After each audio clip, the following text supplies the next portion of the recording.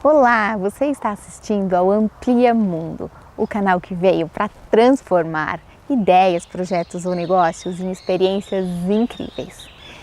Eu sou Jaqueline e a conversa de hoje é sobre um tema mais importante para todos os profissionais. Setor público, setor privado, eu, você. Acontece que a gente não deveria tomar nenhuma decisão sem antes consultar uma boa pesquisa. E há várias formas da gente obter boas informações. A primeira e mais simples é levantar sua própria informação junto aos seus clientes. E pode ser por meio de formulário específico ou pedir a ele opiniões e sugestões e depois trabalhar esses dados. Sobre esse assunto a gente vai falar um pouquinho mais adiante. Ele pode até parecer complicado, mas dá sim para ser simples. E a segunda forma é mesmo utilizando-se de pesquisas feitas profissionalmente, ou sob encomenda, ou usando daquelas disponíveis no mercado. É sobre isso que a gente vai falar hoje. Como eu faço para melhorar e expandir os meus produtos e serviços? Como saber em que pontos eu sou exatamente competitiva? Como eu faço para conhecer oportunidades, decidir onde investir, me adaptar ao novo, ajustar os rumos? Sobre isso, eu tenho boas notícias. Recentes pesquisas mostram que aqui no Brasil, o online está crescendo muito acima da média do offline.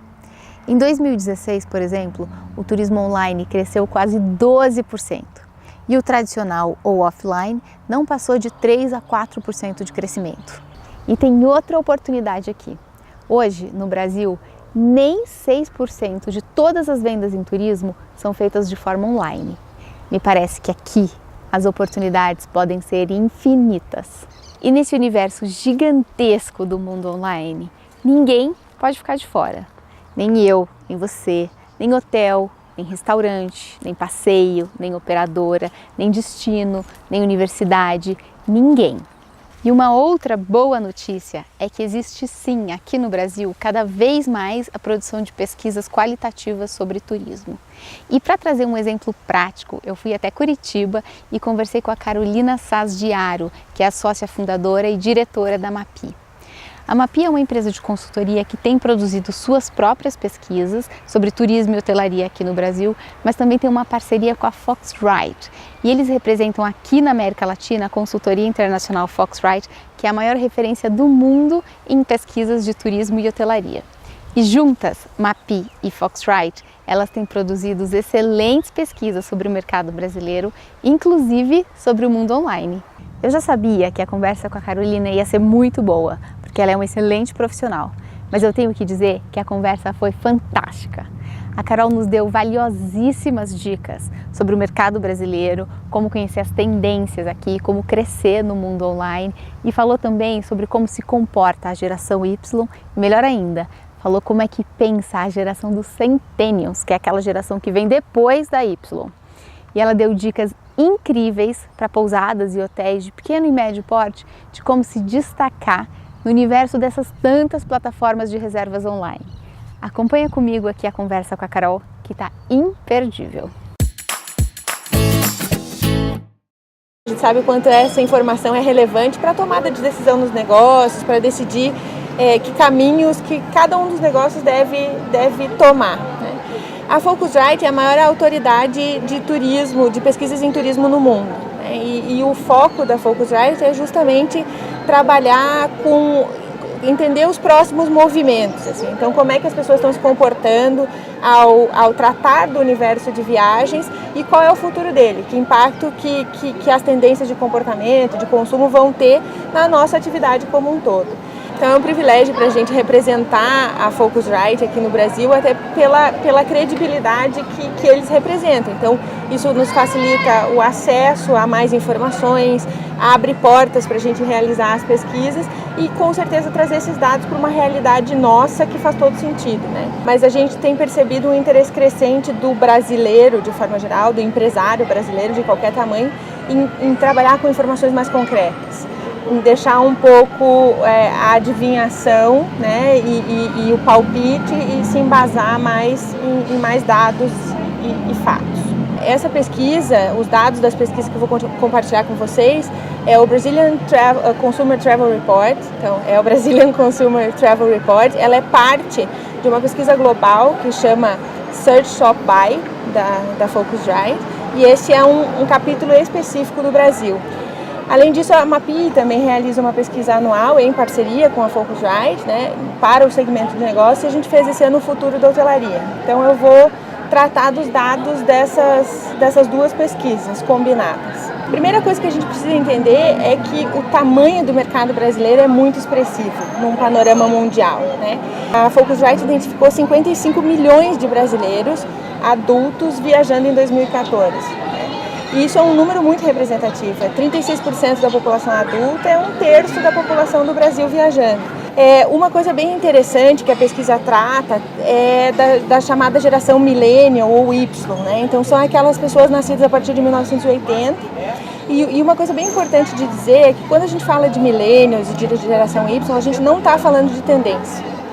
A gente está falando de um fato. Ele é um dado de realidade. É uma geração que está aí, que veio com um comportamento diferente em todas as esferas, não é só nas viagens, é na relação profissional, na relação familiar, na criatividade, e isso tem um impacto em como essa geração se relaciona com todos os negócios, né? Então não só com o turismo.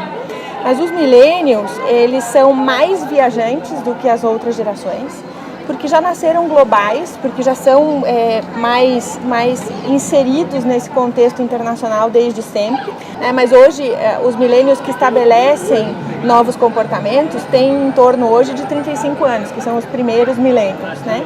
Mas o que é interessante é que, olhando especificamente para essa parcela, né, geracional, eles viajaram 70% dessa parcela viajou em 2014. Vários perfis de viagens, desde viagens de finais de semana, curta, viagem de feriado, até viagens internacionais, né? E olhando a média de gastos de viagem deste público, a gente chega no número de $4 mil, que hoje é Por pessoa. Por pessoa, né? O millennial hoje já é uma parcela muito representativa do turista que a gente quer ter nos nossos negócios, né? E ele requer um tipo de prestação de serviço diferente. Eles estão cada vez mais conectados, né? Então, os brasileiros que participaram da pesquisa, 90% deles têm um telefone celular, um smartphone, e 59% um tablet. Então, a gente é muito propenso ao uso da tecnologia.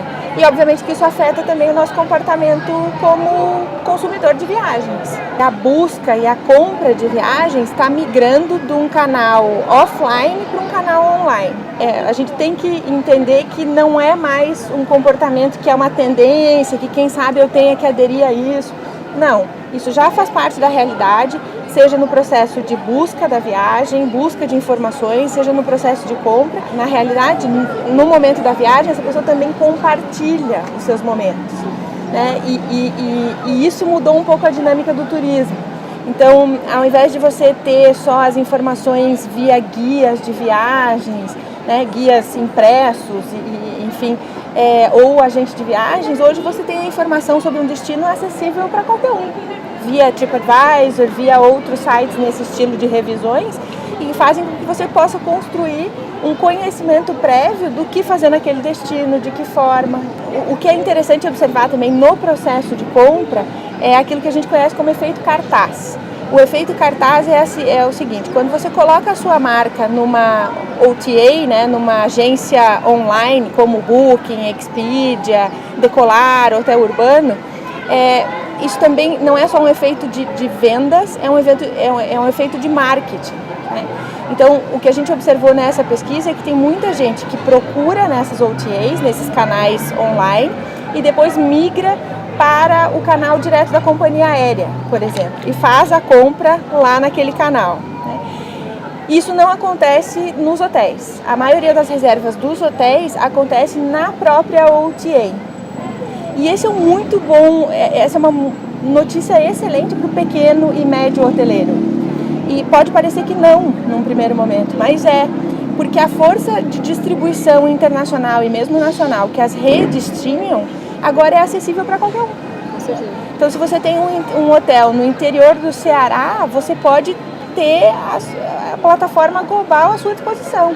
Inclusive, Então, já tudo em inglês, né? Porque quando você se inscreve na plataforma, a tradução já é automática. Automática. E assim, e não só em inglês, mas em diversos idiomas, né? Ilimitado. E há um clique. Então, um cliente russo acessa um hotel no interior do Ceará com a mesma facilidade que ele está acessando qualquer outra rede hoteleira. E aí, para se diferenciar, digamos assim, um hotel que faz inscrição dentro de um site maior de reservas, para ele se diferenciar, vale muito o ranking que ele tem. Porque na verdade assim, a pesquisa também mostra que a maior parte das buscas acontece nas primeiras páginas. Né? E aí para você estar na primeira página tem uma série de requisitos. Cada uma das agências tem o seu próprio requisito, mas em comum elas têm qualidade na prestação de serviço. Então não adianta você criar uma imagem e não entregar, porque o nível de comentários que você recebe naquela plataforma é o que te melhora o ranqueamento, né? Então tem uma questão de qualidade das fotos, qualidade das informações, o peso dos comentários é muito alto e, lógico, o valor da comissão que você negocia com aquela agência, né? Então essa combinação de critérios é que ranqueia cada um dos empreendimentos. A Booking.com é o maior anunciante da Google no mundo. Então, assim, se você procura hotel no interior do Ceará, a primeira coisa que aparece é a Booking. Número 1. Então, assim, se você estiver lá, você está sendo encontrado. Agora, se você não tiver, certamente você não tem o mesmo orçamento que tem a Booking para investir no Google. A grande vantagem desse universo online é que ele permitiu que os pequenos e médios também pudessem estar no jogo. Na pesquisa da MAPI, é um dado bem curioso, a gente entrevistou centennials. Os centennials são a próxima geração, né? Então, após os millennials, a geração Z, ou os centennials, nascidos a partir de 2002, então tem agora 14 e 15 anos. E aí a gente perguntou para eles que marca de rede hoteleira, que marca de hotel vem à sua cabeça. E a resposta deles foi Booking. Então você vê a força que isso está ganhando, né? E os movimentos mundiais de que essas empresas vão ficando cada vez maiores e comprando competidores locais, né? Então a Priceline, que é a dona da Booking, comprou o Hotel Urbano do Brasil, né? Então é justamente olhando para esse volume de turistas que a gente tem internamente se movimentando. Então nessa mesma pesquisa a gente identificou que 75% das reservas de hotéis e pousadas é feita via uma dessas agências online, né? E só 20% via os canais diretos do hotel. Então é muito importante na estratégia se aproximar dessas plataformas e realmente conseguir trabalhar com elas de forma inteligente para potencializar a distribuição de pequenos negócios. Um erro muito comum de interpretação ou de entendimento é que o mundo online é apenas dos millennials. Não é verdade, né? A gente vê hoje que membros de todas as gerações utilizam o smartphone para fazer suas buscas, para fazer postagens durante as viagens, né? Então, mais de 50% dos viajantes com mais de 55 anos fizeram postagens da sua experiência durante a viagem. Até eles. Então, todo mundo está online, né? E essa é uma realidade que vai crescer cada vez mais. Então isso não é uma questão só de perfil geracional, é uma questão mesmo de novos hábitos, né? A gente está sempre conectado e isso também reflete na forma como a gente busca. A única coisa que não está acontecendo no momento da reserva, da compra, é a reserva de pacotes, passeios lá no destino. Então, é aquele passeio para as cataratas, é um tour específico, isso está sendo pesquisado e comprado no próprio destino, principalmente via smartphone. Então aí a importância de que o seu site seja responsivo, esteja preparado para essa plataforma, seja amigável para essa plataforma, né? Então é um conjunto de coisas que o pequeno e o médio empresário pode fazer para usufruir disso, para aprimorar seu próprio negócio. Pensando nesse contexto das pesquisas e dos dados que a gente apresentou agora, falando desse universo online, que dicas que a gente pode compartilhar para que os pequenos e médios empresários possam usufruir dos benefícios que esse universo online traz para todos os negócios? Então, o primeiro ponto é você tem que estar online e você estará, quer queira, quer não, né? Você não controla isso, mas certamente tem uma revisão, um comentário do seu hotel no TripAdvisor. Então, eu diria que assim, o primeiro ponto é seu canal de vendas. Escolha uma ou duas plataformas que são as mais conhecidas e gerencie a disponibilidade nessas plataformas, né? Então, coloque o TripAdvisor, Booking, Hotel Urbano, coloque o seu empreendimento disponível para compra nessas plataformas. É mais fácil de gerenciar do que parece e as próprias plataformas ajudam os empresários na instalação e na gestão do seu negócio. Esse é um primeiro ponto. Segundo ponto, o TripAdvisor não pode ser ignorado por ninguém, né? Ele é a nova figura de recomendação. Então, é importante monitorar o que está sendo falado sobre a sua marca e sobre o seu negócio no TripAdvisor e responder a todos os comentários. É bem interessante observar que mesmo quando tem comentários negativos, se a resposta for dada de forma honesta, transparente e o problema for corrigido, não tem problema nenhum para o negócio do empresário. Agora, não estar é que realmente causa uma imagem negativa. E, finalmente, se comunicar com o seu cliente através das principais redes sociais. É lógico que sempre surge a rede social do momento, agora a gente tem falado bastante em Snapchat, mas o importante é ter uma presença no Facebook para ser um canal de relacionamento, de esclarecimento de dúvidas, até de reservas, e também no Instagram com aí um perfil mais inspiracional, de imagens, de conceitos um pouco mais abstratos. Então o Facebook tem essa característica muito mais de relacionamento e o Instagram mais inspiracional. É a nova recomendação, né? Então ao invés de perguntar a um amigo, você vai à rede social para entender o que está se falando daquele negócio. Como ele é um canal de relacionamento, não deve ser focado somente como um canal de vendas. Então não é só para divulgar promoção, é para divulgar conteúdo, né? Então o que o seu negócio está fazendo, qual é a novidade, o que de legal você está produzindo, é isso que tem que ser compartilhado nesses canais. E sobretudo se você tiver um diferencial, né? Por exemplo, se você está falando de uma determinada praia na região Nordeste, vamos colocar isso como exemplo, e você tem num conjunto pequeno ali 15 meios de hospedagem, 15 pousadas. Se uma delas tem uma horta própria, ou tem um jardim que ele é diferente, porque ali se cuida de flores de uma espécie exótica, ou então que tenha flores o ano inteiro, porque o proprietário faz a mudança de plantas e tudo mais. Isso deve ser compartilhado, não é? Certamente. E não só contar da horta, mas dizer dicas de como usar os temperos. Então é uma coisa que vai além do negócio, né? Então a gente não está falando só daquele pequeno meio de hospedagem, a gente está dando dicas que transcendem essa relação. Sobre o ponto de vista da gestão dessas mídias sociais, né? Quanto tempo que isso leva? É necessário ter uma equipe dedicada a isso? Isso é realmente uma parte custosa para o empreendimento manter vivo e bonito? Olha, não é simples assim, do tipo você coloca alguém que já está na sua equipe para fazer isso e faz lá um post eventual, porque daí o tiro sai pela culatra, né?